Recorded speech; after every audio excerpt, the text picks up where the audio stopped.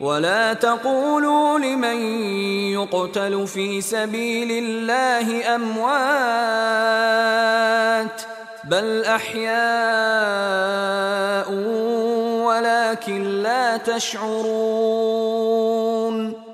و به کسانی که در راه خدا کشته می شوند مرده مگویید، بلکه آنها زنده اند مگر شما درک نمی کنید.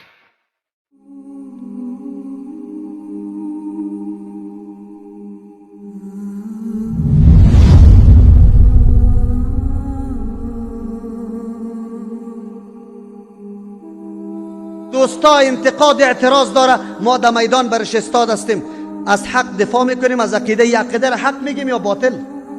عقیده حق گفته روان هستیم. ما تابعدارای دال و خیمه نیستیم که شما کدام فکر دیگر کرده باشه که البته نعوذ بالله سیل واره پیسه از عربستان میایه توزیع میشه کمپل، مردم سلفی کمپل است.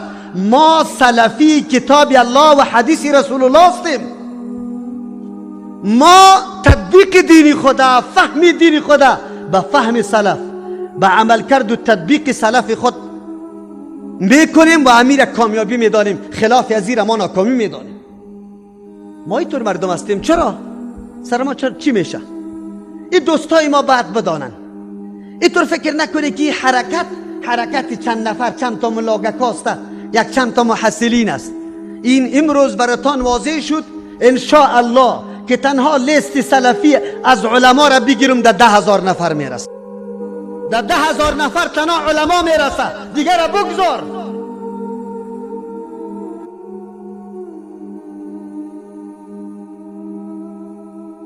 ده 1000 نفر تنها علما میرسه، دیگر را بگذار.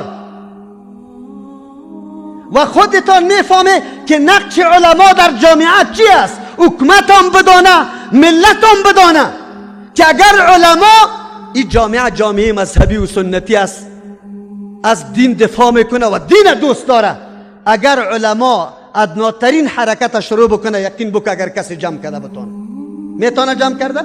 نمیتونه. ما در فضای آزاد آواز خود به مو مخالفین خود که هر کس باشه و علیه ما تبلیغات میکنه برش میرسانه. دست به جنگ و جدل نزدیم، شور ماشور نزدیم. اگر مسئله جنگ شوه گپ در کثرت نیست، این را یاد داشته باشی. صحابه خیلی کم بودن، خود دنیا را فتح کرده. ان شاء الله شاید در اینمی مردم کسایی باشه که سریازی عقیده از جان مال اولاد تیر باشه. هست کسی تیر؟ اگر واقعیت از اخلاص میگیم دو دست بالا میکنیم، دو دست بالا میکنیم. جزاکم الله خیر، بارک الله فیکم، بارک الله فیکم. من میدانم امروز برای کسی نامده، امروز برای خوش کردن کسی نامده. نه من اینقدر قدر دارم، امروز برای قدر عقیده آمده. ملت و ولس و علما که از صبح تا حالی را نشسته است، به خاطر عزتمندی و حیثیت عقیده نشسته است و از او دفاع میکنیم. این موضوعی بود که به اون مردم تعلق داشت.